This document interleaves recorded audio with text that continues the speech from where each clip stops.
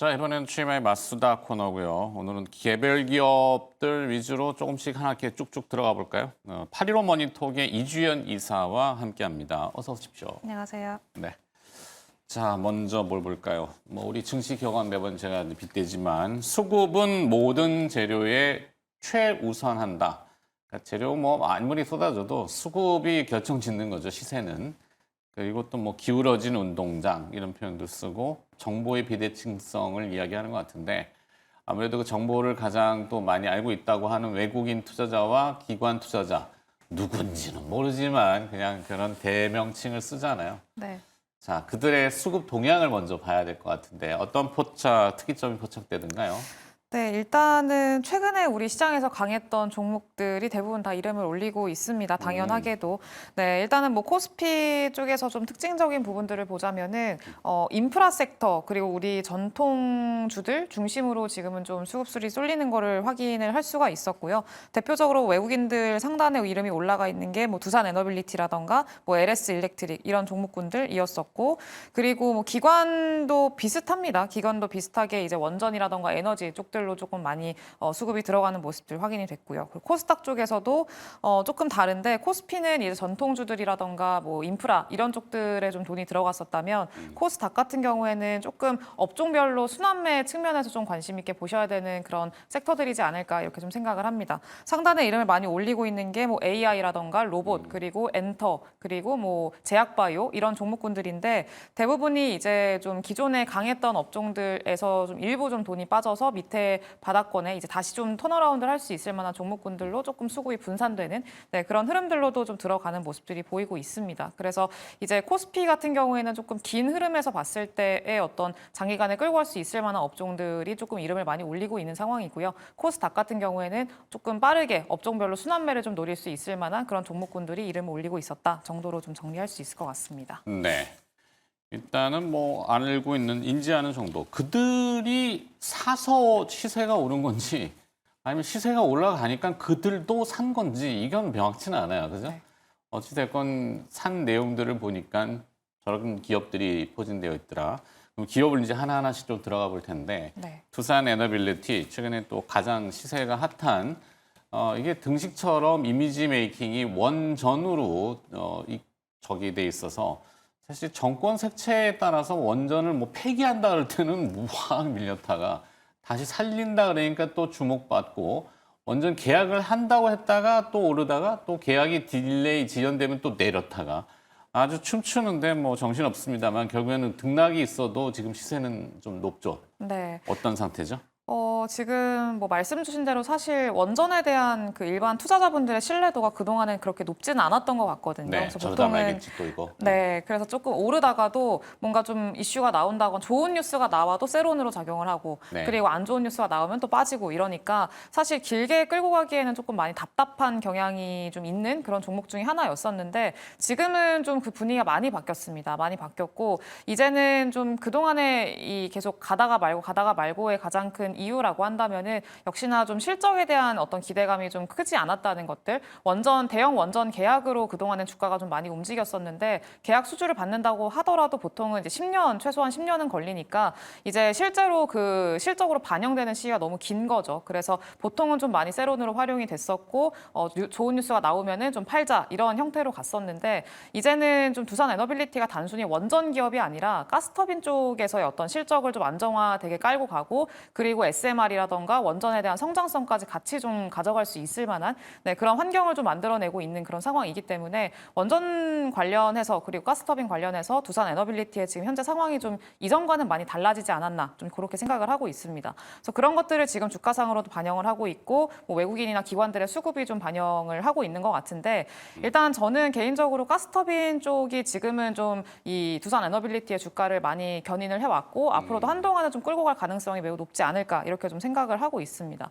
그래서 가스터빈 같은 경우에는 이번에 어제도 두산 에너빌리티가 증설 발표를 좀 했거든요. 그래서 투자 규모도 이제 1조 3천억 원으로 좀 얘기를 했는데 네. 작년에 두산밥켓을 인적 분할로 내보내면서 그때 투자하겠다라고 했던 계획 규모가 1조였었습니다. 네. 근데 이번에 1조 3천억 원으로 조금 더 상향 조정을 해서 발표를 한 거고요. 그러면 그만큼 이제 수요가 많기 때문에 그렇게 늘린 거잖아요. 근데 이제 좀 디테일하게 보면은 가스터빈 수요가 굉장히 많이 늘어나고 있고 워낙에 지금 전력 수요가 좀 쇼티지인 상황이고 전력을 많이 만들어내야 되는 그런 상황이다 보니까 뭐 천연가스 쪽에서도 지금 이런 인프라 투자를 강하게 집행을 하고 있는 그런 상황인데 거기서 당연히 가스터빈에 대한 수요도 늘어날 수밖에 없죠. 네, 근데 지금 전 세계적으로 봤을 때 H급 가스터빈이라고 해가지고 고급 가스터빈입니다. 이게 고온을 견딜 수 있을 만한 가스터빈인데 네. 이거에 대한 수요가 굉장히 많고요. 전 세계적으로 이거를 만들 수 있을 만한 회사가 딱 4개밖에 없습니다. 그래서 지금 지멘스라던가 그리고 미쓰비시 중공업 쪽에서 만들고 있고요. 네. 그리고 이제 미국의 GE 버노바 이렇게 기존의 세 기업이 거의 과점하고 있는 시장이었었는데 항공용 네. 엔진도 그렇고 선박용 엔진도 그렇고 고열 네, 요즘 이슈겠네요. 맞습니다. 네, 그래서 그거를 할 수 있는 게 딱 H급 그건데 네. 근데 그거를 만들 수 있는 회사가 원래는 3개 기업이 독점을 하고 있었는데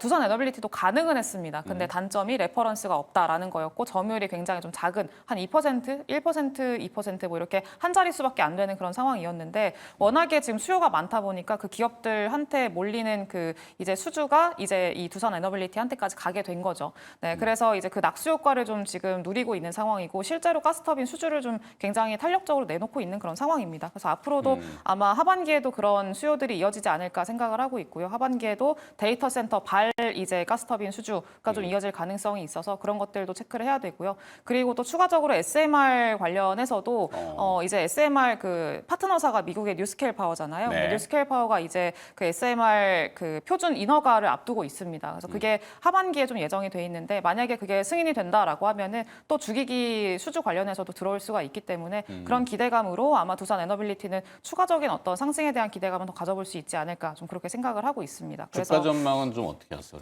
주가 전망도 지금 사실 이렇게만 보면은 주가 화면에 보이시겠습니다만 굉장히 좀 빨리 올라왔잖아요. 근데 짧게 보면은 오른 것 같지만 또 네. 길게 늘려보면은 뭐 네, 맞습니다. 길게 봤을 때는 뭐 월봉으로 크게 늘려본다라거나 그러면은 여전히 좀 하단에 위치를 하고 있는 걸 확인할 수가 있거든요. 네. 그래서 이제 추가적인 주가 어떤 상승도 기대를 해볼 수 있다 이렇게 보고 있고요. 다만 최근에는 좀 워낙에 빨리 올라왔고 이평선 간의 이격도 많이 벌려놓은 그런 상황이잖아요. 그래서 이제 조금 조정을 기다리시면서 이제 조정 시에는 좀 분할로 담아 가시는 전략은 좀 지금 좋지 않을까 그렇게 생각을 하고 있습니다.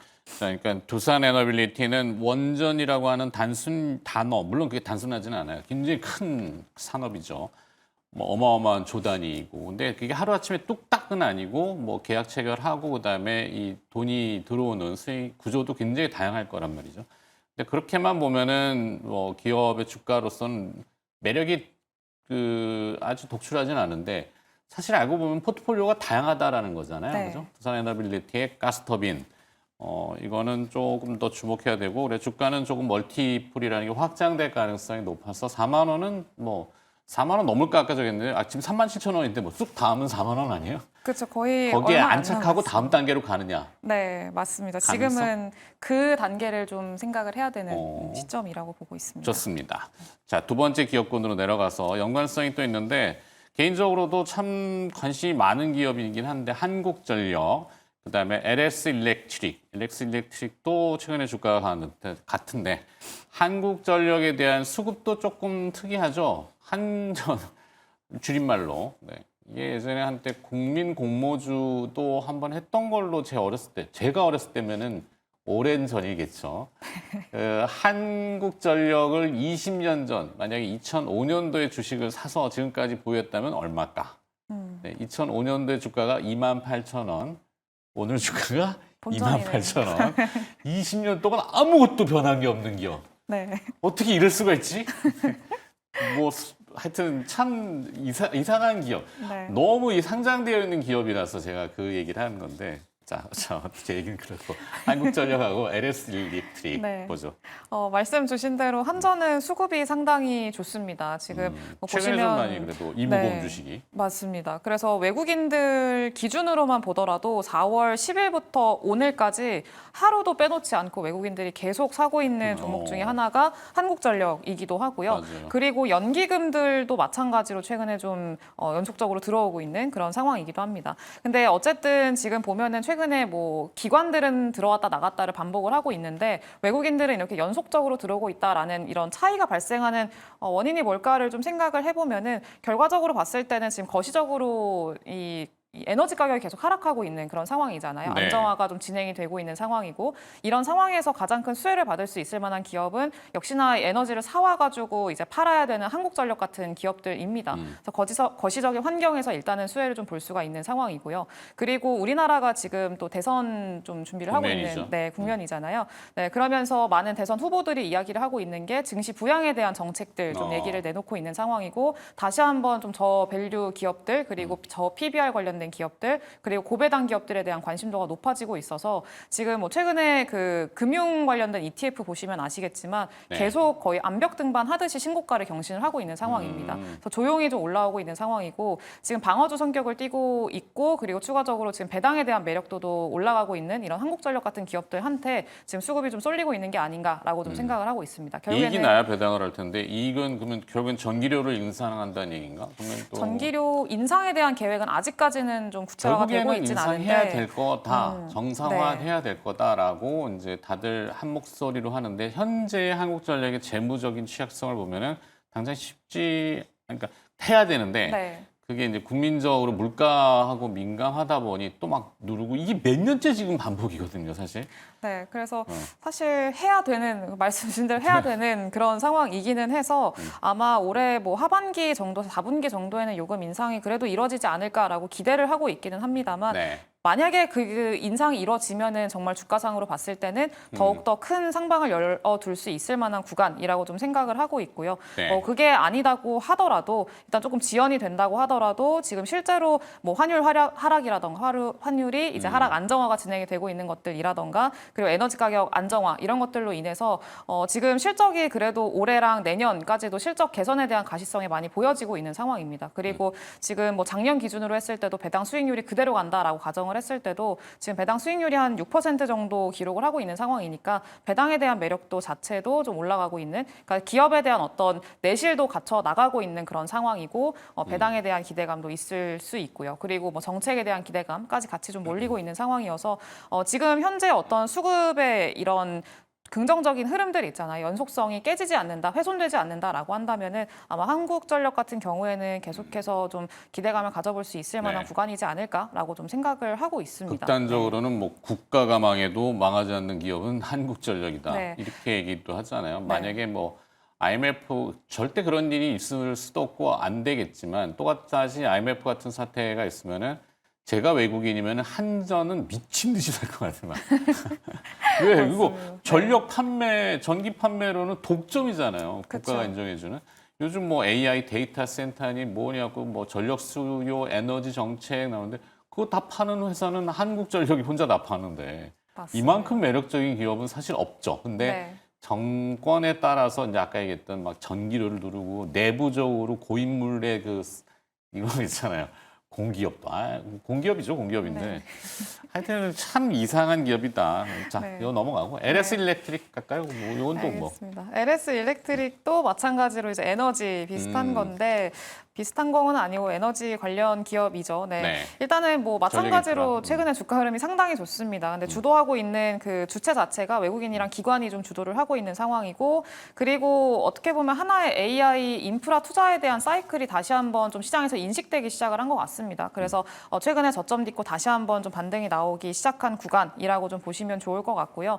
사실 뭐 내용은 뭐 이전에도 한번 다뤘던 내용들이기도 하고 그래서 뭐 추가적으로 더 디테일하게 다루지는 않겠습니다. 합니다만 일단은 뭐 주가상으로 그러면 지금 뭐 매수를 해야 되냐에 대해서 좀 고민을 하실 것 같은데 오늘 설명드리고 있는 두산 에너빌리티도 그렇고 한국전력도 그렇고 LS 일렉트릭도 그렇고 대부분이 다들 이제 대형 주체들이 좀 주도를 하고 있는 종목들이다 보니까 끊기지 않고 계속 상승이 나오거든요. 그래서 눌림을 좀 기다리면 좋겠습니다만 눌리지 않고 자리를 안 주고 계속 가고 있는 그런 상황이어서 이제 좀 접근하기가 사실 쉽지는 않습니다. 근데 다만 이제 그 급등 나올 때 뭔가 매수 이런 이렇게 한 번에 비중을 다 태워서 매수한다 이런 접근법보다는 이제 오늘도 LS 일렉트릭 포함해가지고 전력기기, 전력 설비 관련된 종목군들 많이 쉬어가는 그런 구간이거든요. 그래서 이런 구간에서는 조금씩 분할로는 접근을 해볼 수 있겠다라고 좀 생각을 하고 있고요. 네. 뭐 LS 일렉트릭만 한정지어서 생각을 해보면은 뭐 오늘 그 일론 머스크가 그런 얘기도 했었습니다. 그 이제 XAI랑 그리고 테슬라 관련해가지고 뭐 GPU의 어떤 그 데이터 센터죠. 데이터 센터도 이제 100만 개를 확보를 한 데이터 센터를 계속 뭐 지을 거다 이렇게 네. 얘기를 하기도 하고 또 그랬기 때문에 LS 일렉트릭이라던가 기존에 연관 관계가 있는 종목들 같은 경우에는 여전히 좀 기대감을 가져볼 수 있다라는 측면만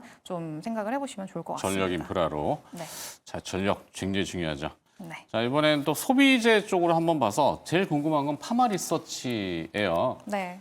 이주연 이사는 그래도 이 주변에 이제 휴먼 인디게이터 아무래도 뭐 제가 남자 아저씨들끼리 모여갖고 요즘 화장품 어디 거 써? 어디 가서 뭐 피부 미용 어떻게 이런 얘기들 하는 게 할 수도 있죠. 할 수도 있고 한데 조금 그래서 다른 얘기를 한단 말이죠. 그리고 좀 많이 아실 것 같아서 요즘 피부 미용이나 이 해외에서 들어오시는 분들의 수요가 어마어마하게 급증하고 있다고. 급증하고 있다는 거를 저도 데이터로 확인을 하긴 했는데요. 그러니까요. 네. 근데 저도 피부과를 가끔 이제 가는데 가면은 외국인들이 사실 대부분입니다. 한국 사람보다 외국인들 한 2대 8 정도 되는 것 같아요. 외국인이 8 정도 되는 정도로 굉장히 많은 그런 거를 실제로 좀 확인을 했는데 아무튼 파마 리서치가 지금 주가가 굉장히 좀 빠르게 상승이 잘 나오고 있고 이거를 사야 되나 말아야 되나 지금이라도 타야 되나 이런 좀 고민을 하시는 분들이 굉장히 많으실 것 같은데 주식을. 네, 지금도 마찬가지로 지금 성장률 자체가 굉장히 가파르게 올라오고 있고 그런 거 지금 현재 주가를 정당화 시켜주고 있는 게 그런 성장률이지 않을까라고 생각을 합니다. 매년 거의 매출이 50%씩 좀 증가를 하고 있는 그런 상황이기 때문에 네. 앞으로에 대한 전망 자체도 지금 뭐 딱히 뭐 계속 수요는 생기고 있고 그리고 데이터도 확인이 되고 있고 딱히 뭔가 뭐 수급상으로도 변화가 별로 없고 그러니까 앞으로 계속 좀 이 추세는 타고 갈 가능성이 높지 않겠나라고 좀 생각을 합니다. 그래서 사실 파마 리서치는 거의 이제 추세적인 매매로 좀 들어가야 되는 그런 상황이기 때문에 보시면은 계속 좀 조금씩 올라가고 있잖아요. 신고가를 경신하고 있는 흐름인데 크게 늘려봤을 때는 거래량이 별로 그렇게 막 눈에 띄는 상황은 아니거든요. 그래서 만약에 뭐 거래량을 동반해서 조금 다른 캔들이 뭐 강한 음봉이 떨어진다던가 아니면은 뭐 강한 슈팅이 나온다던가 뭐 이런 형태로 뭔가 거래량의 변화가 생겼을 때는 조금 주가상의 어떤 추세를 바뀔 수도 있다라는 거를 감안을 해야겠습니다만 아직까지는 그런 게 좀 없기 때문에 계속해서 지금의 추세를 유지할 가능성이 높다 이렇게 좀 보시는 게 맞을 것 같습니다. 네. 이게 필러하고 힐러하고 조금 개념이 다른가요? 그 가장 리쥬란이라고 네, 얼굴에 대표적인. 그 뭐죠? 주사인데 얼굴 뽕뽕뽕뽕 이렇게 주사 나는 네, 그건데 그게 외국인들이 많이 와서 패키지로도 많이 하고 가시기도 하고 그렇습니다. 비용이 네. 만만치 싸진 않은 것 만만치 않고 제가 실제로 그 피부과 가서 패키지로 제안을 받았는데 네. 400만 원 내라고 해가지고 같아요. 와, 400이요? 네, 얼굴이 그래서 확 400 터지나 보죠? 거의 480인가 그랬습니다. 네. 물광청 얼굴이 맞으면서 해야 되나? 야, 와, 400. 네. 네. 그러니까 주가도 저렇게 고공행진을 하고 있다. 네, 하여튼 수요가 많은 거. 이게 이제 실생활에서 투자 아이디어를 찾으면 주변에 뭔가 많이 쓰는 거나 인기가 있거나 막 얘기하는 것들 그게 좀 중요하잖아요. 네. 끝내야 되는데요. 시간 안 됐다고. 네, 오늘 여기 파마 리서치까지만 들어야 돼. 더 여쭤보고 네. 싶은데 다음에 한번 요거 소비재 쪽으로 또 장점이 있으시니까 한번 더 준비를 해보시면 좋을 것 같네요. 네, 알겠습니다. 네, 오늘 최메 마스터 기업 얘기 에너지하고 그다음에 파마 리서치까지 들어봤고요. 하리로 머니톡 이주연 이사였습니다. 고맙습니다. 감사합니다.